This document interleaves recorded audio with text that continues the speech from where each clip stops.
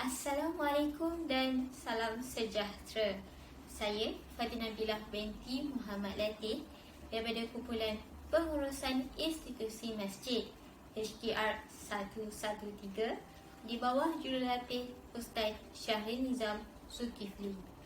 Dalam video ini, saya akan menerangkan mengenai 5 prinsip rukun negara yang terdapat di negara kita. Bertarikhkan 31 Ogos 1970, rukun negara telah diisytiharkan oleh Seri Paduka Baginda Yang di-Pertuan Agong Almarhum Tuanku Ismail Nasruddin Shah Ibni Almarhum Sultan Zainal Abidin bersempena dengan ulang tahun kemerdekaan Malaysia yang ke-13.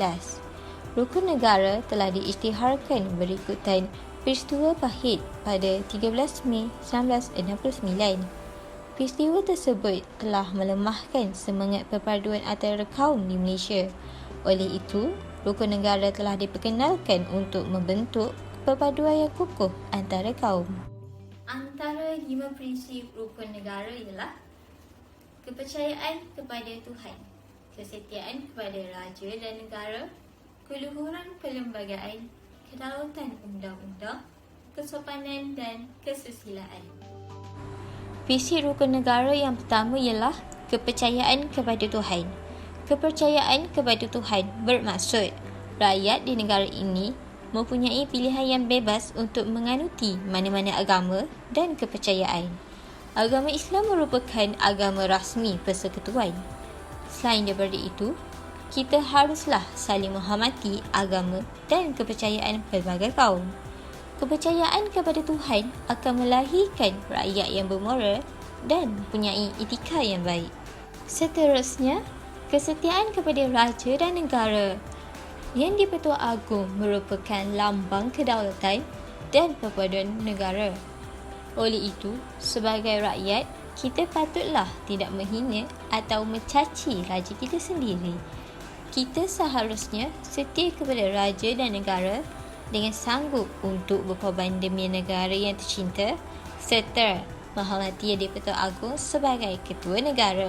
Prinsip rukun negara yang ketiga ialah keluhuran perlembagaan. Keluhuran perlembagaan bermaksud ketinggian dan keagungan undang-undang atau perlembagaan itu sendiri.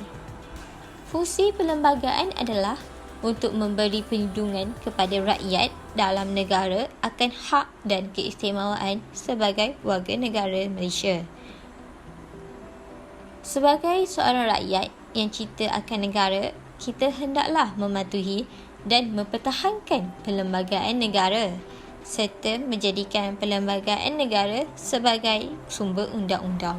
Prinsip rukun negara yang keempat ialah kedaulatan undang-undang. Undang-undang dapat mewujudkan keamanan dan kemakmuran negara. Rakyat hendaklah menghormati dan mematuhi undang-undang tersebut kerana dengan mematuhi undang-undang, ianya dapat memberikan perlindungan dan keselamatan kepada rakyat. Sebagai contoh, negara kita telah diserang oleh penyakit COVID-19.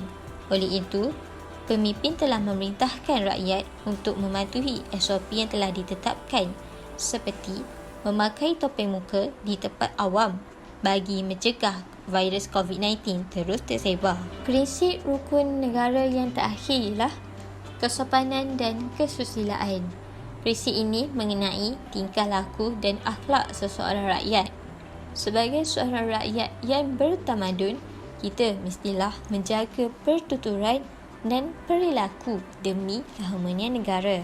Sebagai contoh, tidak mengeluarkan kata-kata yang kesat ketika berbicara agar tidak menyinggung perasaan orang lain.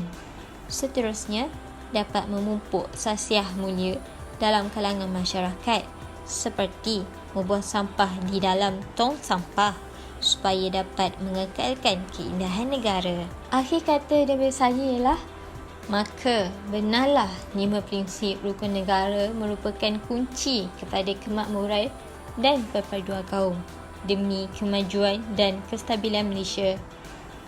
Seorang rakyat yang berjiwa cintakan negara haruslah mematuhi kelima-lima rukun negara tersebut. Sekian sahaja daripada saya, Fatin Nabilah binti Muhammad Latif. Terima kasih.